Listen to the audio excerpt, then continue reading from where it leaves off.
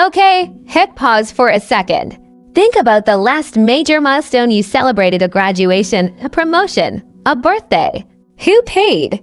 What were the unspoken rules? Now imagine your partner's family invites your family to a celebration dinner. Your folks have driven for hours. There's an understanding, a quiet agreement in the air about who's hosting. The bill comes, and that understanding shatters over $56. That's it. Not $500, not $1,000, $56. Today's story isn't about a huge financial betrayal.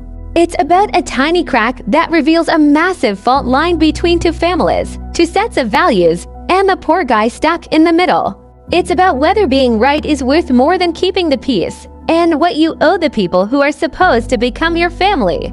Let's rewind and look at this dinner from every angle, because the devil is in the details. Our poster, been with her boyfriend for 6 years. His graduation. Her parents travel 6 hours. This is a big deal. She says she told her boyfriend in advance, "Your parents should expect to pay." The topic of cost came up countless times. You can feel the anxiety. So much so, her boyfriend, likely mortified by his parents' finances, picks a wing spot. It's the culinary equivalent of waving a white flag. But then, the ask, can we split the bill? For her, this isn't arithmetic. It's symbolism. Her frame of reference. Her own graduation dinner, where her parents paid a $500 tab without a second thought. That's her normal. In her world, when you invite, you provide. When you celebrate your child, you cover the guests. The $56 isn't the issue. It's the principle. It's the gesture or lack thereof. It's watching his parents choose not to prioritize this one moment for their son, despite the years of effort his degree represents.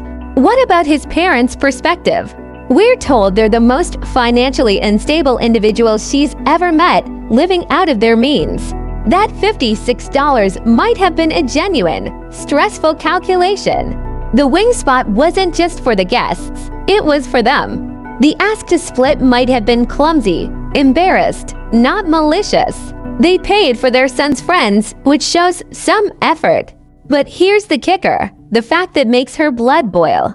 1 week later, the same parents are at a T-Mobile store, upgrading to the latest iPhones. Out-of-pocket cost nearly $400. Added to their debt effortlessly. This is the catalyst.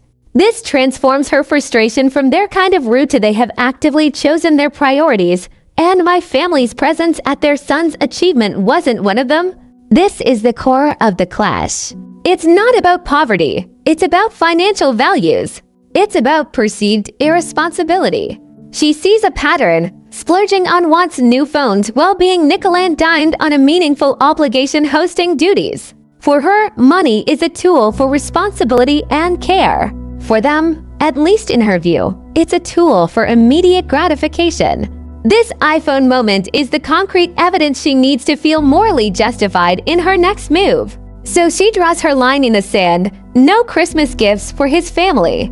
This is where a personal grievance becomes a relational strategy. Let's be clear, withholding gifts is not a passive act. It's an active, symbolic strike. It's meant to send a message. Your behavior has consequences. You are in the penalty box.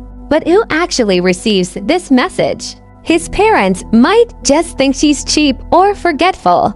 The real recipient of this message, the one who has to decode and manage it, is her boyfriend. He has to either defend his parents, which makes him seem blind to their rudeness and invalidates her very real feelings of being disrespected.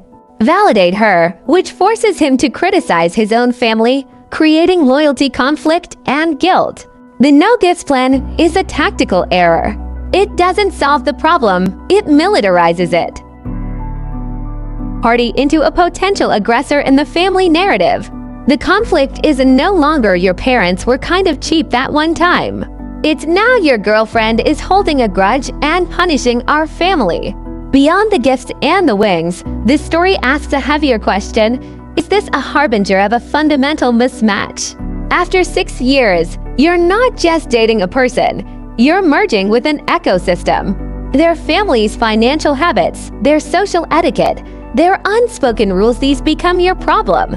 Every future wedding, every holiday, every major purchase will involve these dynamics. Is her boyfriend willing and able to create a buffer to set new norms with her?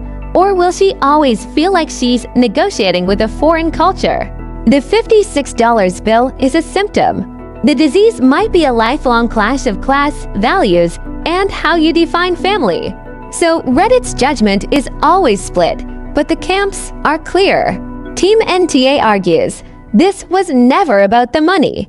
It's about respect, planning, and honoring your guests. She's not required to reward bad behavior with gifts. Standing up to financial irresponsibility is a boundary. Team YTA counters, it's $56. Get over it. You're creating permanent family drama over a minor slight. Withholding gifts is petty and will only hurt your boyfriend. Pick your battles. Now we turn it over to you. This is a deep one. Question 1. What's the larger sign here? The family's social faux pas or her deliberate escalation? Question 2. If you were the boyfriend, what would you say to your parents? What would you say to your girlfriend? Question 3. Looking forward, what's the single move she should make to either fix this or figure out if the relationship has a future? Debate your verdicts in the comments. If unpacking these real-world relationship minefields is your kind of content, hit that like button and ring the bell. We dive deep daily.